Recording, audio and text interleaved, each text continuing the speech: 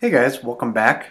I'm back already, and I figured I would participate in Dylan.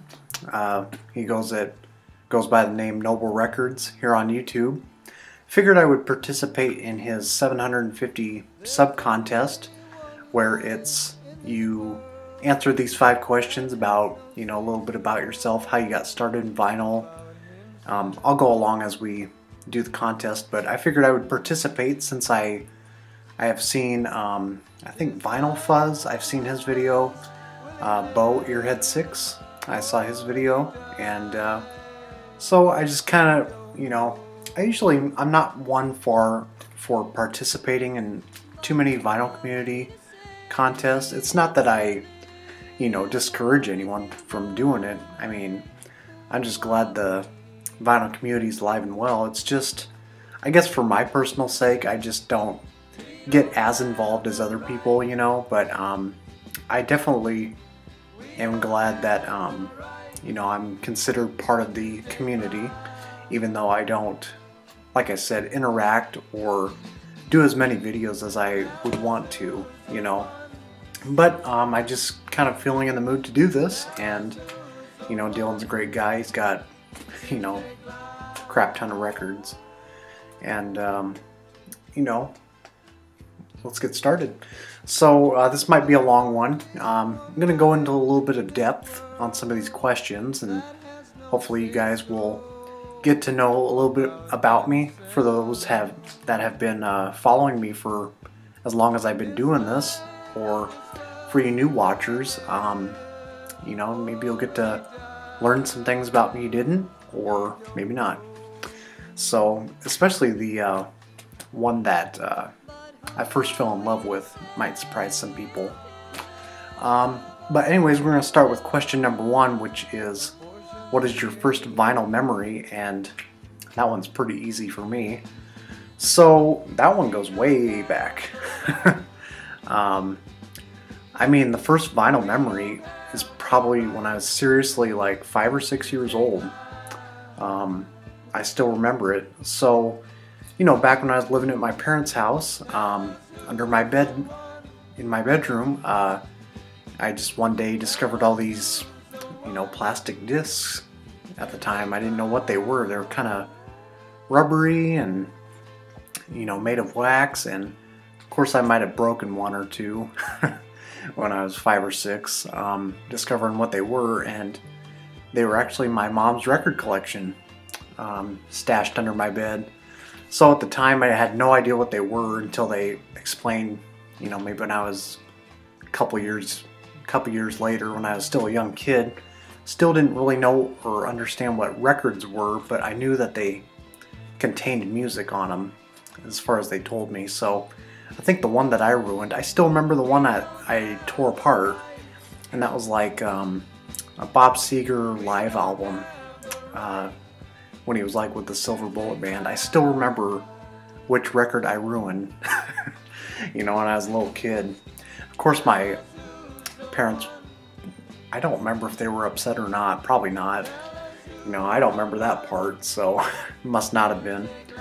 But that's my first vinyl memory. I mean, it started way back when I was 5, 6 years old, and I still had that in the back of my head thinking, maybe I'll keep a lookout for a turntable or, some records as we're, because my mom and I are kind of close when it comes to, like, going to garage sales and going to thrift stores. So I would always, look through records there, even as a kid. I thought they were kind of, just kind of a nice platform to listen to music on. So, I mean, it kind of started pretty much when I was born. I mean, it's kind of crazy to say, but that's my first vinyl memory. And I guess, since we're on the subject, the first record I bought with like my own money, I still remember this too.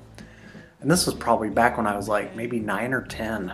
I bought my first record, and it was at the local thrift store here, and it was a 45 by the Grassroots. It was Temptation Eyes. I still remember getting that 45 and kind of like obsessed with the band for so long, just because I thought, man, this band is really old and I like the sounds they're they're doing, and kind of just opened up a can of worms from there, you know. So I still remember that. That was the first record I ever bought, and then later on, you know, the first few LPs I bought were a couple Grassroots records, and so that's the so I was kind of roughly 10 years old, so pretty young. So as far as the second, there's question number 2. What is the first album that you fell in love with? And people can perceive whatever I mean by first love, you know. So, you know, of course I loved a lot of albums, you know, old classic rock records. We kind of went down that, you know, I definitely grew up in that realm. I think we all did, really, you know, kind of grew up listening to the classic rock we all heard on the radio and stuff. So I heard stuff like John Cougar, you know, kind of the Heartland rocks sort of stuff. Meatloaf was a big one. Bob Seger. But I didn't particularly, you know, as far as like love an album, you know, I first realized I really loved an album, and so this would have been kind of post, you know, after I had discovered the Grassroots, you know, so I was in my pre-teens, I would say 11 or 12 when I first discovered this band, and they just opened up the doors for me. The first one I discovered by this band was not the first love, my first time I loved an album, but the second one I listened to by this band, fell in love with, and I have it here. Fell in love with this band, Black Sabbath. And as you can see, it's a pretty worn copy. This is the first copy I ever got, so it's been played through. You know, I don't listen to this album, you know, on vinyl anymore. It's not the best copy. I mean, it plays better than the cover looks. It's on the 80s variation of the Warner label. But this was the big one for me. I remember this one very vividly. The first one I heard by this band was Heaven and Hell, you know, the Ronnie James Dio era. And so I just remember every single song, every moment in the record, just everything about this just opened up a whole new world of just discovering hard rock sounds from like the early 70s, you know, because that's kind of what I was into at the time, you know, bands like this, Deep Purple, you name it. So yeah, I went through the classic rock phase for a while. So like I said, I don't play this very often anymore. I mean, I've kind of lived through it, but this is a landmark album for me in terms of just opening my ears up to more stuff. So really happy this album was made.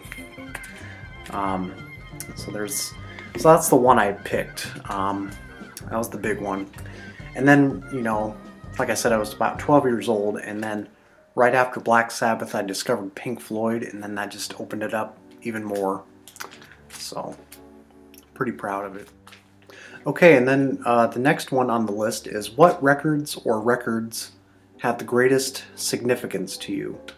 And so I kind of interpreted that as you know, some of the most life-changing albums for you that kind of redefine what your tastes are, and you know, starting with some genre, different genres. So I picked 3 records out of this. Hopefully it's okay, because I am, for the most part, primarily into garage rock, psych rock, and the whole world of Private Press records.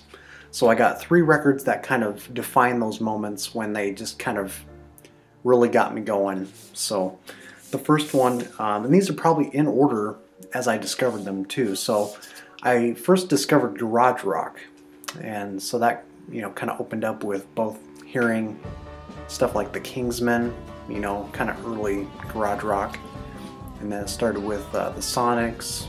Velvet Underground was a big one, New York Dolls, and then of course this band changed my life. and that's the Stooges. And I would say this is the album too that really changed it, because I think this is the first one I heard, and it to this day is still my favorite Stooges record. Even though I think this one and Funhouse are just essential for any rock fan, really.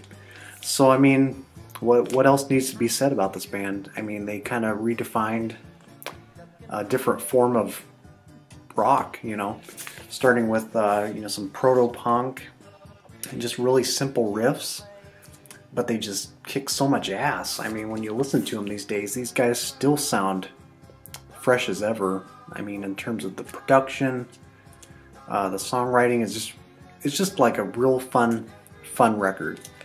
So this one really catapulted me into a whole plethora of garage music, you know, and then I later discovered a lot of comps like Back from the Grave and the Nuggets compilation, and so this one really sparked me to, you know, and then I discovered the Seeds. I mean, the list goes on. So that is a very significant record. And then in terms of psychedelia, I also started, and keep in mind, I discovered these two records, Stooges and this next one, when I was kind of roughly about, I would say starting high school, so 15 or 16, roughly. And I discovered this band, and this is like the early days of YouTube when, you know, stuff was just being uploaded. And I remember discovering this band. I thought, you know, why doesn't anybody talk about this? And really opened up the doors as to what psychedelia means and everything. And that's Kaleidoscope, the UK Kaleidoscope. Their album Tangerine Dream. This is a 5 hours back reissue. This one, oh man, I can still listen to this album. If I hear only one track, I have to hear the rest of it. It's just so good. The pop writing is just stellar. Just flawless in my opinion. Very lyric heavy. You know, some of the lyrics may not make sense to anybody, but just the imagery they give in the lyrics, but also the music is very more pop psych oriented, not so much rock, but this one still is like a desert island pick. So it obviously is very significant to me, and in terms of like UK psych, just the whole psychedelia genre. And the fact it was made in '67 and stuff like Piper at the Gates of Dawn, Sgt. Pepper, Satanic Majesty's Request, this one fits right in. And doesn't get the same, well, nowadays it has, you know, it's got a reissue and it's got some legendary status, very slowly, but very significant. And then finally, in terms of like private press records, which have really impacted my collecting and stuff. So, and I just mentioned this in a few videos back, but this one, Justin O'Brien and Jake, really opened up the doors. It's one of the very first that I discovered of its kind, like, you know, homemade records, but also, you know, it wasn't the first I discovered, but certainly one of the few handful, and it to this day is like, I haven't discovered anything better, so it's very significant in terms of otherworldly, you know, the fact a guy in his basement can make this kind of music and, you know, the whole world's just forgotten about it is incredible. It's just a real expression of music. So, and then the fourth question is which album is the most you spent on? And that's an easy one right here, obviously. An original copy of Gandalf on Capitol. A lot of people would consider this a Grail, and I consider it kind of a semi-Grail for sure. You know, you don't see the, I mean, you see the record pop up once in a while, but it goes for some good money, and you know, it's pretty easily known why. I mean, this is just pop psych bliss right here. And that's a pretty solid copy. So I'm not gonna say exactly what it costs, you know, even though he said it's gonna be really juicy. I think he said in his video it'd be really nice if we said the prices, but I will say it was over 200, under 300. We'll just say that. And I think it's a pretty decent price for considering the condition. And I mean, it was one of those times too where I wasn't really spending a whole lot of money, and you know, I didn't have a student loan yet, which I do now, but at the time I didn't have one, so I just kind of had this extra cash lying around. I said, what album could I spend some money on? And you know, I thought it was kind of crazy once this came in the mail, but I don't regret this. I mean, this is a cool album for sure. And then the fifth question is, what is your ultimate grail? And that's just I mean, I could just give you an endless list of grails, you know. So I guess the one that's been popping up in my mind recently, because this question got asked on my Facebook group recently, and someone asked, you know, what's your grail?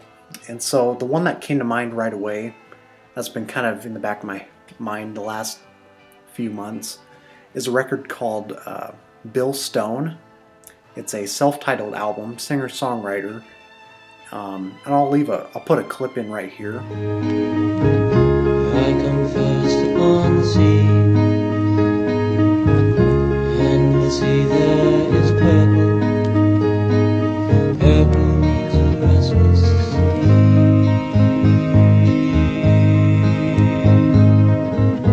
and purple is a color. And that record is, they only pressed 100 copies, so you can imagine how rare that is. And, you know, privately pressed acid folk, psych folk, kind of singer-songwriter type of record, on a very small label, Omni label. Came out in 1970, and it's just some stellar, like, dreamy folk psych, acid folk, whatever you want to call it. It's amazing stuff. So that one, as of right now, I would consider that kind of a grail. Something that is kind of hard to get, is very hard to grasp on, goes for big money, or something that you really love but can't quite, you know, reach it. So that's kind of what I would define as a grail, you know, something that's really tough to grab but you love it, you know. So thanks Dylan for doing this contest. Hopefully I'm doing everything right. I'm kind of rambling on, you could say, but just thought I'd participate and hope the contest goes well. I guess that's all I got to say. So got any more questions about my backstory, you know, as far as how I got here and, you know, my whole collecting scheme of things. So I don't know if you guys would be surprised that Black Sabbath was my first album that I ever loved, Paranoid, but it was. It really opened up, you know, because I was discovering classic rock stuff, and this just sounded unlike anything I'd heard before, so it was life-altering. So thanks again, guys, and Dylan, I hope you see this, and we will see you soon.